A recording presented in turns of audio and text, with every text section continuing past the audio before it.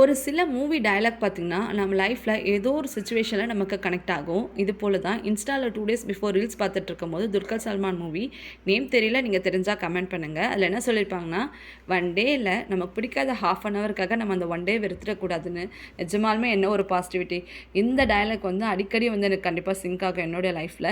இது போல் உங்கள் லைஃப்பில் எந்த மூவி டயலாக் வந்து கனெக்ட் ஆகுன்றதை மறக்காமல் கமெண்ட் பண்ணுங்கள். ஈவினிங் பார்த்திங்கன்னா பிரியா வந்து பொட்டேட்டோ சாண்ட்விச் தான் கேட்டிருந்தா. ஸோ அதான் ரெடி பண்ணியிருந்தேன். இப்போ ரெசிபி பார்த்துடலாமா?